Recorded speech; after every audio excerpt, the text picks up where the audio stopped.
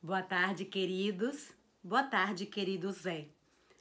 Hoje nós estamos fechando um ciclo de debate que iniciamos semanas atrás sobre o TDAH, transtorno de déficit de atenção e hiperatividade.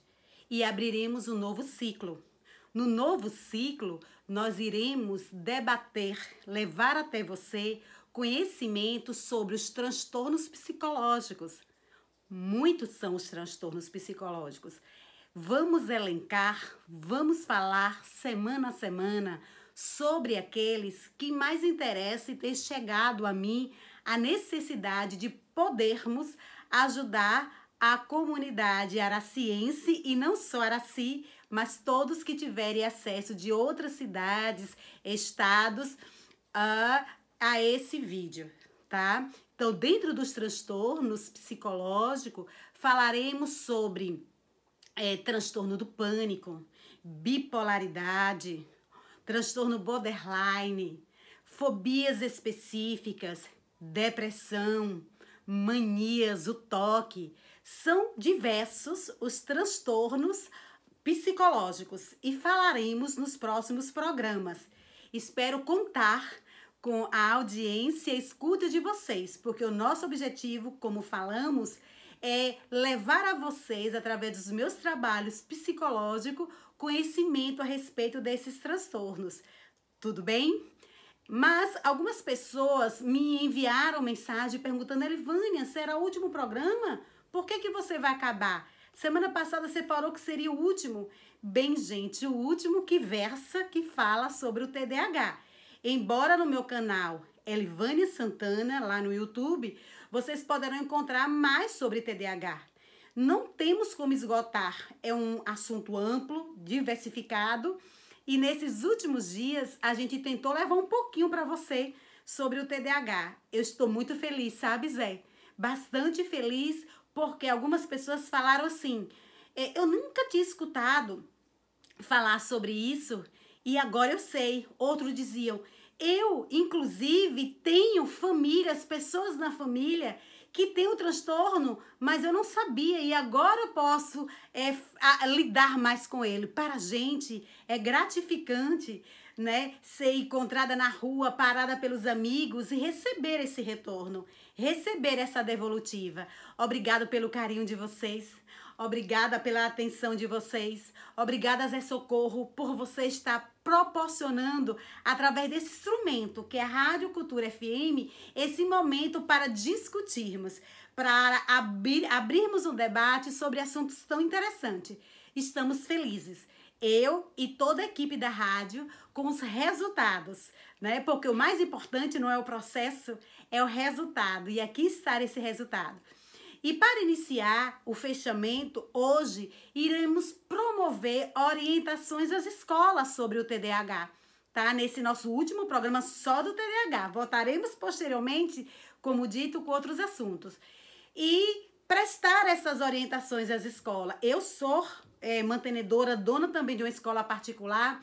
E o que eu vou dizer aqui, eu creio que outras escolas públicas, particulares, mesmo aquelas que em momento agora de pandemia estão fazendo aulas remotas, aulas online, ou aquelas que ainda não introduziram aulas remotas, fora das presenciais, todas as escolas, precisam saber e lidar através das aulas remotas com alunos, estudantes TDAH. E, posteriormente, com fé em Deus, quando retornarmos às aulas remotas, às aulas presenciais, precisaremos mais ainda saber lidar dentro da sala de aula, na rotina da classe, com esses estudantes, crianças, adolescentes, TDAH, tá? E adultos também, porque nós trabalhamos também com adultos nas escolas, né?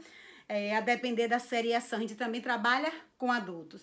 E eu gostaria, meus queridos, de finalizar esse programa já começando como uma boa professora durante 30 anos que tive antes da minha aposentadoria, perguntando para você: TDAH tem muitas diferenças. Mesmo uma criança sendo TDAH, ela nunca é igual a outra. Nunca. Muitas vezes a Maria é TDAH, mas era a Maria que é um TDAH apenas que ela tem a desatenção. Diferentemente da Joana, que ela pode ter apenas a hiperatividade e impulsividade. E vem aí a Carlinha, que pode ter os dois tipos, o tipo combinado. Ela pode ter um pouco de uma e um pouco da outra. E vem o José, que além de ter TDAH, ele tem TDAH e ele traz associado ao TDAH a dislexia. E por que não trazer o Pedro, que tem também o TDAH, mas não tem a dislexia, mas tem a ansiedade. E assim a gente vai conhecendo as diversas fases dos alunos TDAH. Aí você se pergunta, ô Elivânia, como lidar com tudo isso? Eu posso ter esses 5 caracteres de alunos dentro de uma sala só? Pode, professor. E como fazer então? Se acalma, respira, que nós temos orientações legais para prestar para vocês. E eu quero prestar, como eu disse, fazendo algumas perguntas. Primeiro, você tem um aluno TDAH? Segundo, com frequência, você tem enfrentado dificuldades para lidar com esse aluno que é TDAH? Terceiro, fica na dúvida de como aplicar um currículo adaptado aos alunos que têm TDAH? Quarto, com as famílias, como é que você presta orientações às famílias dos indivíduos TDAH? Você sabe que orientação deverão ser prestadas? Quinto, meu aluno tem relatório, meu aluno tem diagnóstico, tem laudo de algum especialista, de algum médico TDAH. Ele pode ser reprovado? Sexto, você conhece os direitos dos estudantes TDAH? Existe algum direito, alguma resolução, alguma lei para esse tipo de alunos? Sim, é sobre isso que nós iremos conversar nessa tarde de quinta-feira. Mas me permitam, eu disse já em outros vídeos que eu adoro história. E eu gosto de fazer uma analogia daquilo que a gente conversa com histórias. E eu tenho uma história que muitos professores da educação infantil conhecem. Só que essa história não é para alunos da educação infantil. É para você, professor. Hoje eu escolhi essa história para você, para iniciarmos falando sobre o TDAH. Você sabe que história é essa? É essa aqui. Lembram? A vaca que botou um ovo. Nossa, interessante, né? É uma história breve, curta, questão de 2 minutos. Eu não vou mostrar as ilustrações para ganharmos tempos, mas vamos lá. Depois a gente vai pensar um pouco dentro do nosso assunto, contextualizando com essa história. A vaca que botou um ovo. A vaca mimosa estava deprimida, muito triste mesmo. Quem é que foi, Mimi?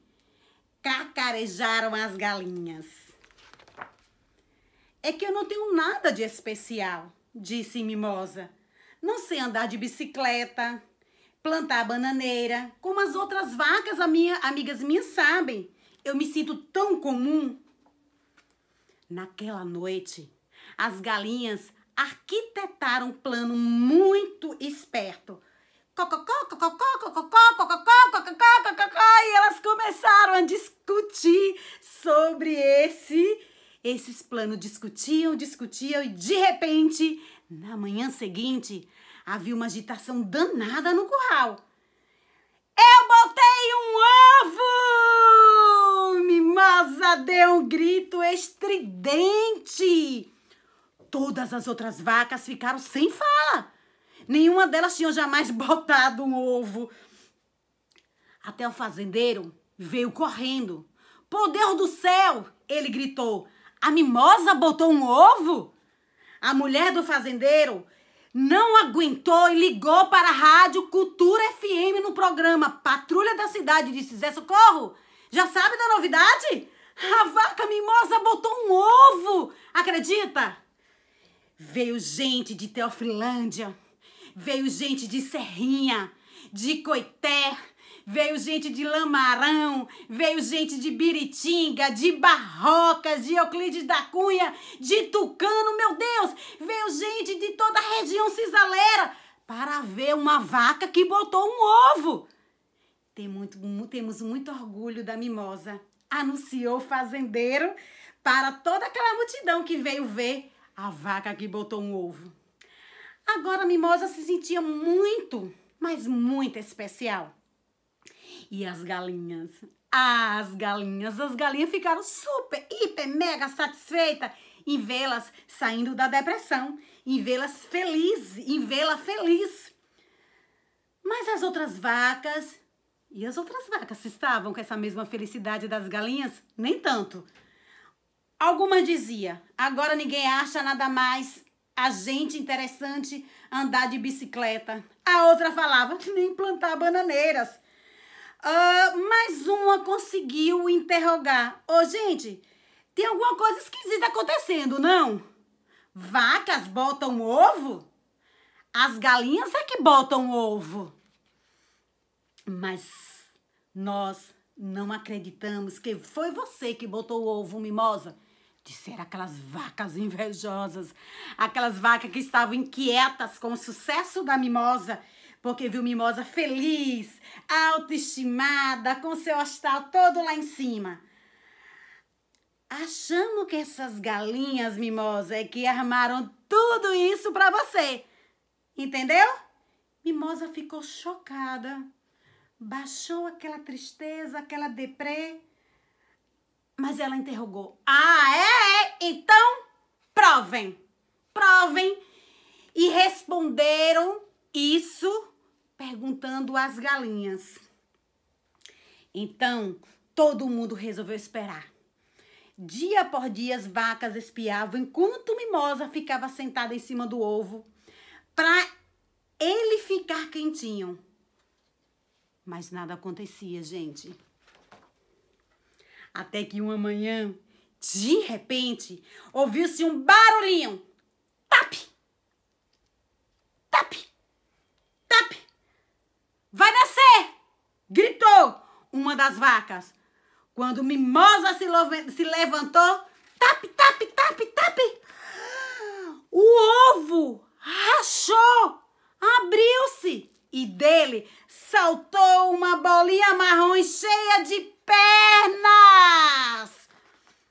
Não falei? Disse uma das vacas balançando a cabeça. Uma galinha. Um pintinho. Então a criaturinha olhou para a Mimosa, aquele pintinho, e disse...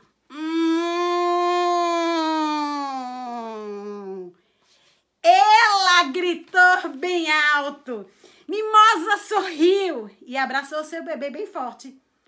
Uma vaca, ela disse baixinho e deu a sua filhinha o nome de Daisy. Essa história linda é o texto de Andy Cuchibrilis, ilustrado por Roseli Aito. Que maravilha! Que texto lindo! E como poderemos trabalhar com as crianças, com os adultos e com o adolescente, tantas coisas sobre esse texto. Ô, Erivânia, eu só não entendi o que tem a ver essa história com orientações sobre o TDAH. Exatamente. Muitas vezes a gente subestima muito a capacidade das pessoas que têm TDAH. A gente acha que os estudantes que têm TDAH não são capazes. Você, professor, é uma peça fundamental e responsável para fazer com que esses estudantes, que muitas vezes estão desacreditados na sala de aula, por trazer com eles alguns sinais muito fortes do TDAH, sinta-se autoestimado. Não precisamos, às vezes, talvez, fazer como as galinhas, trazendo algo irreal. Mas a gente pode utilizar de ferramentas, de estratégias. E são essas ferramentas e estratégias que eu trouxe para vocês hoje. Para que aqueles estudantes que talvez estejam deprimidos, para aqueles outros que talvez não estejam conseguindo aprender, para aqueles outros que perderam a motivação por aprender, para aqueles outros que se sentem como essa vaca mimosa triste, sem potencial nenhum e não sente-se especial, esses estudantes possam ser felizes e a gente possa contribuir dentro da nossa medida do possível. Claro, vaca não bota um ovo, mas vaca pode botar muito mais do que a gente possa imaginar. Alunos com necessidades educativas especiais pode lhe surpreender, professor, como já me surpreendeu diversas vezes quando fui diretora do Núcleo de Educação Especial. Com eles eu aprendia, e não apenas com os alunos que tinham necessidades educativas especiais como o TDAH, mas com os alunos que tinham deficiências, de todos os tipos de deficiências, as deficiências intelectuais, visuais, né, da fala, com eles nós podemos aprender. Então, a primeira dica que eu digo para você, professor, é conheça o seu aluno. Mas para conhecer o seu aluno, você precisa conhecer o que ele traz, o que ele tem. Você precisa conhecer sobre o TDAH. Você precisa ler sobre o TDAH. Muitos professores dizem, mas eu não sei o que fazer com esse aluno. Sabe fazer o quê? Leia, busque cursos, orientações, instruções, veja, assista vídeos, e nós temos aí nas redes, né, uma infinidade de vídeos que falam sobre o TDAH. Busque estratégias para lidar com esses indivíduos, né, que não são deficientes. Infelizmente, respondendo já alguma das perguntas de vocês sobre os direitos do TDAH, nós não temos ainda uma lei específica, né, sobre o TDAH. Mas nós temos já algumas resoluções que pode flexibilizar, dar essa flexibilidade do atendimento, não só multidisciplinar para o TDAH, como atendimento que o professor presta e a professora dentro da sala de aula. E aí eu quero lembrar de vocês aqui da resolução do CNE, da SEB, de número 2, que vocês podem pesquisar. Eu não vou ler, que são leis bem densas, mas eu vou dar dica para vocês, para que vocês possam pesquisar e ficar inteirados. E saber, inclusive, que há direitos que ainda estão em trâmite, estão em tramitação, né? Mas que daqui a pouco nós vamos conseguir. Então, nessa resolução de número 2, de 11 de setembro de 2001, artigo 5 e artigo 8, considera flexibilidade e adaptação curricular. Mas como fazer a adaptação curricular? Como é adaptar o currículo, as aulas, as provas para uma criança TDAH? Existe uma diversidade de meios, de estratégia, desde aquelas audiovisuais, desde aquelas que são também agora tecnológicas, fazendo diminuição de enunciados, porque como vocês sabem, o aluno TDAH ele perde com facilidade a atenção, então os enunciados das provas devem ser reduzidos, sem pegadinhas, sem muitas complexidades, fazendo com que o aluno seja promovido através de outros trabalhos, orais, escrito, pesquisas. Tudo isso é uma adaptação no currículo TDAH, né? Além disso, a adaptação das aulas, não é só das provas e só das atividades, a adaptação das aulas. E adaptar as aulas é você ter uma linguagem acessível, uma linguagem simples para que o TDAH possa lhe acompanhar. Adaptar a aula, iniciando a aula fazendo perguntas, para favorecer que não só os alunos que têm, na verdade, a disfunção. O que é uma disfunção do transtorno? É que ele, às vezes, tem algumas habilidades que não são funcionais, são disfuncionais, né? E precisam melhorar nessas disfunções. Então, para tal, eu posso começar fazendo perguntas, eu posso fazer com que aquele aluno, ele preste mais atenção a mim. Então, colocá-lo na frente, sempre longe de portas e janelas, onde favorece a dispersão dele, mas colocá-lo na minha frente, porque na minha frente eu posso estar dando uma atenção maior, nunca no fundo da sala de aula, olhando para ele, fazer alguns combinados na sala de aula com ele e com os colegas, inclusive um dos combinados que eu gosto muito, e eu já orientei a muitos professores a fazer, é você chamar em particular esse aluno e falar assim, olha, quando eu prestar atenção que você está longe da aula, que você está desatento, eu vou te dar um sinal. Sabe qual é o sinal? Eu vou tocar no seu ombro, eu vou encostar em você, vou continuar falando para os outros colegas e vou tocar no seu ombro. Você já sabe, ó, ela me tocou. Então, eu estou disperso, eu estou com minha atenção longe e ele volta para você. Fazer esses combinados em particular com os alunos. Alguns professores falam, Elivânia, é errado a gente usar a palavra assim, usar o aluno na sala de aula. Eu não digo assim, que na verdade não é usar. É fazer com que esse aluno seja proativo, ativo. Então, na medida que você diz, me ajuda aqui, Joãozinho, a apagar aqui o quadro, aquele aluno que está disperso, ele precisa levantar. O TDAH tem muitas energias contidas nele, ele não aguenta ficar muito tempo fixo, sentado em algum lugar. Então, o que é que o TDAH precisa? O TDAH precisa levantar, tem interrupções de atividade, ele não suporta fazer uma atividade por muito tempo, então ele precisa levantar, talvez ser o seu ajudante, ajudar a apagar o quadro. Vem cá, escreve para mim aqui a rotina, para os seus colegas perceberem o que é que nós temos hoje para a aula, a rotina da aula. A partir daí, ele vai estar se movimentando e tudo isso são estratégias para prender a atenção do TDAH. Liberar quando necessário, para que ele possa ir lá fora, tomar uma água, para que ele possa fazer uso do banheiro. Isso daí não é usar o aluno, é justamente buscarmos estratégias, porque a gente estudando sobre o TDAH, a gente sabe que esses indivíduos eles têm uma dificuldade maior de permanecer quietos por muito tempo no mesmo lugar. Então, não fique sentindo, professor, que você está prejudicando o seu aluno por isso. Muito pelo contrário, você vai estar ajudando o seu aluno. Eu também gostaria aqui de trazer, né, outras considerações da lei. O nosso tempo é curto, mas eu vou continuar esse vídeo ainda hoje.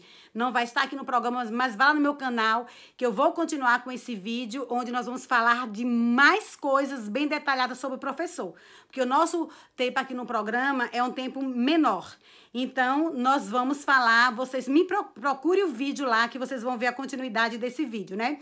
Eu gostaria de falar para vocês, inclusive, que nós temos em tramitação, né, uma lei onde a ABDA, que é a Associação Brasileira de Déficit de Atenção, está aí buscando para que, a partir de tão logo, a gente possa ter, na verdade, através do projeto de lei 7081 de 2010, a gente possa ter, na verdade, direitos mais assegurados para as crianças e para os adolescentes TDAH. Então, vai lá, pesquisa sobre a lei 7081 e vocês vão ver, vão encontrar tudo sobre o que está sendo feito através da Associação Brasileira de Déficit de Atenção, que é a ABDA, sobre esses direitos dos indivíduos TDAH. Mas algumas instituições já estão se adaptando, né?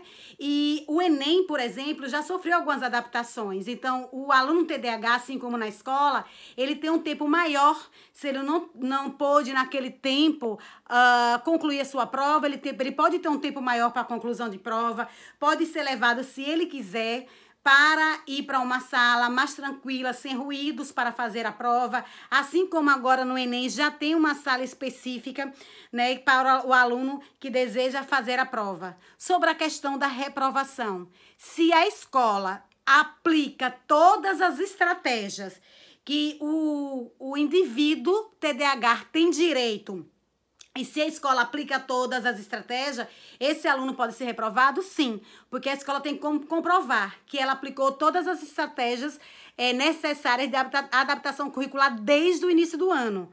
Do contrário, se a escola não aplica essas estratégias, né, os pais poderão, inclusive, acessar a jurisprudência. E vocês sabem o que é a jurisprudência, né? Existe, na verdade, a jurisprudência quando o pai consegue provar que a escola não fez nada por aquele aluno, né? E isso pode ser favorável ao pai, tá? Então, é importante que a gente comece a aplicar desde o início do ano todas as estratégias que o guia da ABDA nos propõe. Então, professores, para finalizar, vá lá, dá um pulo no meu canal, né? Nosso tempo aqui acabou, né? E vocês verão mais dicas para os alunos com transtorno de déficit de atenção e aprendizagem.